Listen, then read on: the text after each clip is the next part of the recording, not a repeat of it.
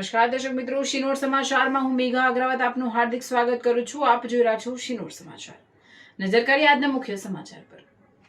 Amod police station દ્વારા હત્યાના આરોપી સાહિલ રંજીત ચૌહાણની ઘટના સ્થળે લઈ જઈ રિકન્સ્ટ્રક્શન કરવામાં આવ્યું।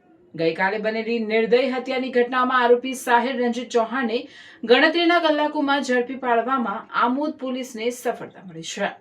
નોંધપાત્ર કાર્યક્ષમતા બતાવે છે। ભરૂચ એલસીબી સાથે સંકલન કરીને પોલીસે આમોદ હોટેલ સમા નજીક જ્યાં રેલવે વિભાગનું કામ ચાલુ હતું તે વિસ્તારમાં માટીના ઢગલા પાસે સંતાયેલા આરોપીને ઝડપી પાડી કાયદાની ઝપેટમાં લીધો। બપોરે લગભગ 12 વાગ્યાના આસપાસ જ્યાં મહેમૂદ મોહમ્મદ મહેદાની ક્રૂર હત્યા કરવામાં આવી હતી તે સ્થળ પર આરોપીને લઈ જઈ પોલીસ હાજરીમાં અને ફોરેન્સિક ટીમની પ્રક્રિયા સાથે ઘટનાક્રમનું રિકન્સ્ટ્રક્શન કરવામાં આવ્યું। તપાસને વૈજ્ઞાનિક દિશા આપવા અને પુરાવાઓને મજબૂત બનાવવા માટે આ કાર્યવાહી મહત્વપૂર્ણ માનવામાં આવશે। આ સમગ્ર ઓપરેશન આમોદ પોલીસની ઝડપી કાર્યવાહી, ચોકસાઈ અને કાયદો વ્યવસ્થા પ્રત્યેની પ્રતિબદ્ધતાનું દ્રષ્ટાંત છે। ગંભીર ગુનામાં આરોપીને ઝડપથી કાયદાની પકડમાં લાવીને ત્યારબાદ ઘટના સ્થળે રિકન્સ્ટ્રક્શન કરાવવું તપાસની દિશામાં એક સશક્ત અને પ્રશંસનીય પગલું ગણાય છે।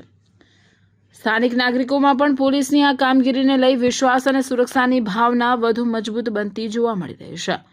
રિપોર્ટર આદિલ ખત્રી, શિનોર સમાચાર ન્યૂઝ, ભરૂચ આમોદ। શું નામ તમારું? શું થતો હતો આ છોકરો? શું કહેશો તમે પોલીસ પાસે ને સરકાર પાસે શું અપેક્ષા રાખો? મારે તેને ફાંસી સજા થઈ જોઈએ, એને કુટુંબને બી થઈ જોઈએ। એના ઘર પર બુલડોઝર વાગતો। કારણ ખબર છે તમને? કશું કારણ ખબર? કોઈ કારણ નથી ખબર। અને જે મરી જનાર છે એ મારો ભાઈ છે, માસીનો છોકરો છે।